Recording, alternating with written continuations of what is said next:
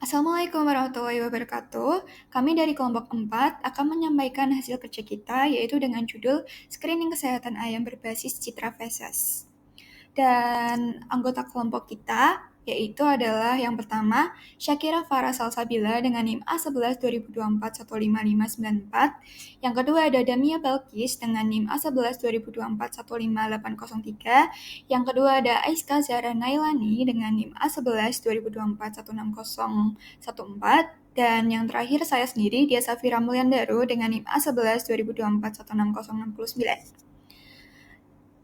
Dari proyek kita, yaitu latar belakangnya adalah jadi di sektor peternakan, khususnya komoditas ayam, merupakan pilar penting bagi ketahanan pangan di ekonomi kita. Dengan populasi yang sangat besar dan nilai ekonomi yang tinggi, menjaga kesehatan unggas itu bukan lagi sekedar pilihan, melainkan sebuah keharusan. Namun, tantangan terbesarnya adalah sifat ayam yang sangat rentan terhadap serangan penyakit. Seperti itu. Jadi, kenapa sih kita harus fokus pada deteksi dini?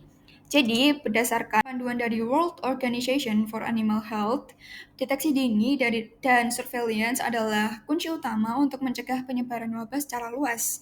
Jadi, kita kalau misalnya terlambat untuk mendeteksi, resikonya adalah angka kematian ternak yang melonjak dan kerugian finansial yang sangat besar bagi para peternak. Lalu, mengapa sih harus melalui feses ini? Dalam penelitian ini, kami memilih feses ayam sebagai objek deteksi utama. Hal ini dikarenakan feses menyimpan indikator visual yang sangat kuat mengenai kondisi kesehatan sistem pencernaan dan metabolisme ayam. Dengan menganalisis perubahan pada feses, kita bisa melakukan deteksi dini secara non-invasif, cepat, dan akurat sebelum gejala klinis yang lebih parah muncul pada fisik ayam. Lalu untuk metode yang diusulkan akan dijelaskan lagi oleh teman saya. Selanjutnya, metode yang diusulkan. Di sini ada tahapan penelitian yang dilakukan. Yang pertama adalah pengumpulan dan pemahaman data. Jadi mengumpulkan dataset citra feses ayam dan memahami karakteristik datanya, termasuk distribusi kelas dan kualitas citranya. Yang kedua, pra-pemrosesan data. Di sini melakukan resize, normalisasi, augmentasi untuk meningkatkan kualitas datanya. Selanjutnya, pembagian dataset. Membagi data menjadi training, validasi, testing, menggunakan metode stratified untuk menjaga proporsi setiap kelas. Selanjutnya, perencanaan skenario klasifikasi. Jadi di sini menyusun dua pendekatan klasifikasi. Yang pertama direct multi-class classification dan two-stack classification sebagai dasar eksperimennya. Selanjutnya pengembangan model.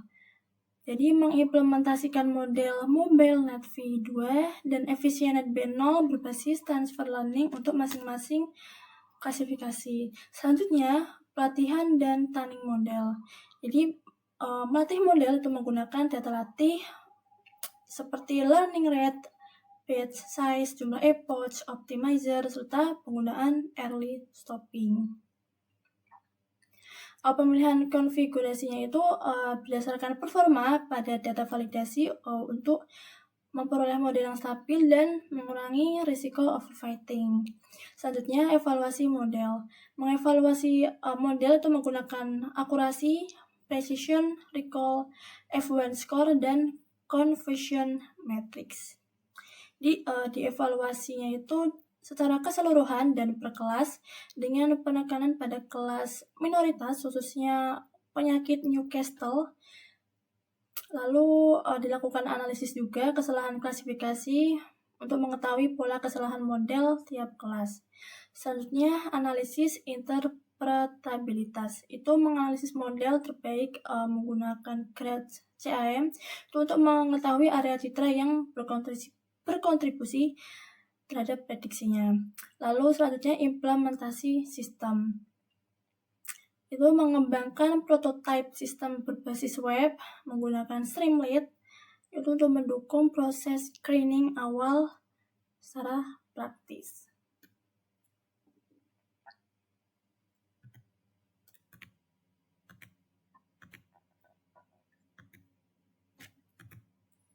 Selanjutnya di sini ada 3 penyakit dan satu healthy. Nah, ciri-ciri di healthy ini berwarna coklat, padat, dan tidak terlalu cair atau kering. Yang penyakit kedua adalah koksidiosis, itu berwarna oranye, teksturnya itu berair, bisa lendir juga. Yang ketiga adalah penyakit salmonella pada ayam, itu berwarna putih seperti kapur atau putih susu, teksturnya cair atau encer. Yang terakhir adalah Newcastle, itu berwarna hijau dan sangat cair. Selanjutnya, dataset yang digunakan. Dataset yang digunakan dalam penelitian ini tuh diperoleh dari Kaggle yang menyediakan dataset publik bernama penyakit unggas berbasis citra feses ayam. Nah, dataset utamanya ini terdiri dari 4 kelas, yaitu healthy sebanyak 2057 citra, koksidiosis sebanyak 2.103 citra, salmonella sebanyak 2.276 citra, dan Newcastle disease sebanyak 376 citra. Nah, distribusi kelasnya ini tuh menunjukkan ketidakseimbangan data, terutama pada penyakit Newcastle yang jumlahnya jauh lebih sedikit dibandingkan kelas lainnya. Selanjutnya untuk eksperimen, jadi kita membandingkan dua pendekatan, yaitu direct multi-class classification dan two-stage classification yang menggunakan model MobileNet V2 dan EfficientNet B0 yang berbasis transfer learning. Nah, nanti model dilatih dan dievaluasi menggunakan metrik accuracy, precision, recall, macro F1 score, serta confusion matrix dengan penekanan pada performa kelas minoritas.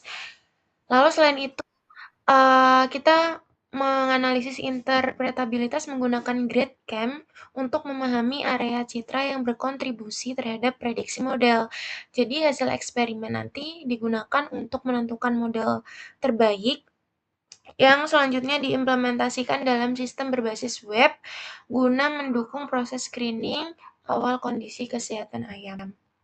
Untuk deployment-nya, nanti model hasil eksperimen akan diimplementasikan dalam bentuk prototype sistem berbasis web menggunakan Streamlit. Nah, sistem juga dilengkapi visualisasi GradeCam untuk memberikan interpretasi terhadap hasil prediksi model. Saya Syakira Farah Salsabila dengan NIM A11-2024-15594. Untuk hasil yang diharapkan, model dianggap memiliki performa yang memadai apabila mencapai makro F1 score lebih dari sama dengan 0,85 serta recall yang baik. Diharapkan diperoleh pemahaman mengenai efektivitas pendekatan two-stage classification dibanding direct multi-class classification, khususnya dalam meningkatkan performa pada kelas minoritas. Untuk target pencapaiannya sendiri, penelitian ini menargetkan pengembangan model klasifikasi citra feses ayam berbasis deep learning dengan performa yang baik, khususnya pada metrik makro F1 score dan recall per kelas terutama pada kelas minoritas. Diharapkan diperoleh perbandingan yang jelas antara pendekatan direct multi-class classification dan two-stage classification dalam menentukan metode yang lebih optimal untuk screening awal. Sekian dari kelompok kami. Terima kasih. Wassalamualaikum warahmatullahi wabarakatuh.